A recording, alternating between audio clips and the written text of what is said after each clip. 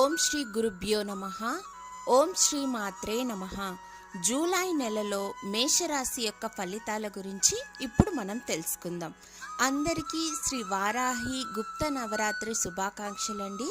గుప్త నవరాత్రుల్లో అమ్మవారి ఆరాధన చేసి అమ్మవారి అనుగ్రహం అందరం పొందుదాం. అలాగే ఆ అమ్మవారి ఆశీస్సులతో మేషరాశి యొక్క ఫలితాల గురించి ఇప్పుడు మనం తెలుసుకుందాం. జూలై నెలలో మేషరాశి వారికి చాలా అనుకూలంగా ఉంది. బృహస్పతి 2వ ఇంట్లో ఉన్నందున కుటుంబ జీవిత విషయాల్లో మంచి విజయాన్ని ఇస్తుంది. కుటుంబం జీవితంలో ఆనందం మరియు శాంతి, శ్రేయస్సు ఉంటుంది.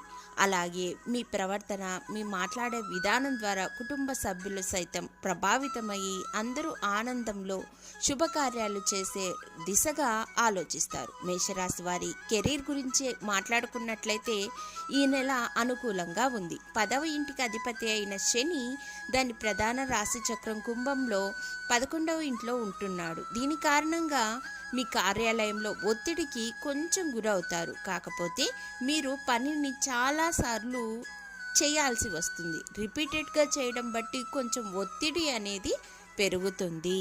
కానీ మీరు చేసే పని మీకు సవాలుగా మారి మీకు మంచి పేరు ప్రతిష్టలు అనేటివి తీసుకొస్తుంది. మేషరాశి విద్యార్థులకు ఈ నెల కొంత సవాలుగా ఉంటుంది. 5వ ఇంటి అధిపతి అయిన సూర్యుడు 3వ ఇంట్లో ఉన్నాడు. అది మిమ్మల్ని కష్టపడి పని చేయడానికి ప్రేరేపిస్తుంది. అయితే ఈ శ్రమ వృధా పోదు మరియు మీరు ఎంత ఎక్కువ కష్టపడితే అంత మంచి ఫలితాలు అనేటివి పొందుతారు. జూలై 16న సూర్యుడు కర్కాటక రాశిలో మారుతున్నందువలన 4వ ఇంట్లోకి ప్రవేశిస్తాడు. అప్పుడు మీరు పడ్డ బాధలు అనేటివి తొలగిపోయి ప్రశాంతమైన వాతావరణం ఏర్పడి మీ అధ్యయనాల పట్ల ఎక్కువ దృష్టి పెట్టగలరు. మేషరాశి వారి కుటుంబ విషయానికి వస్తే ఈ నెల చాలా అనుకూలంగా ఉంది.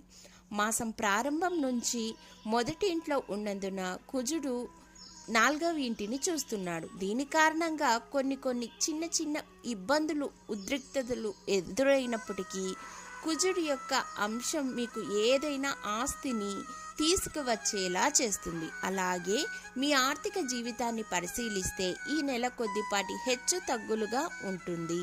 అవకాశాలు బలంగా ఉన్నాయి.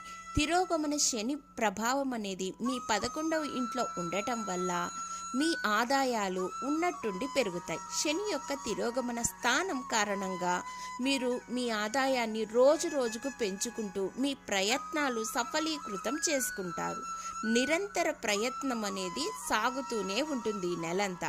ఈ నెల ముఖ్యంగా మీ ఆరోగ్య రీత్యా చూస్తే చాలా అనుకూలంగా ఉంది. 12వ ఇంట్లో కుజుడు ఉండటం వల్ల ఈ మాసం ప్రారంభంలో కొద్దిపాటి బలహీనంగా ఉన్నప్పటికీ చిన్న కారణాల వల్ల మీరు భయపడినప్పటికీ అమ్మవారి అనుగ్రహం బట్టి మీరు ఆ అనారోగ్య పరిస్థితి నుంచి బయటపడతారు.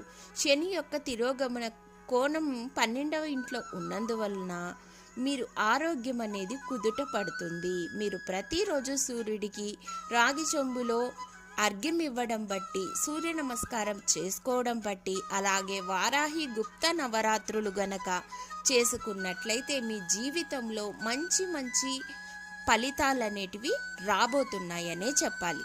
ధన్యవాదములు.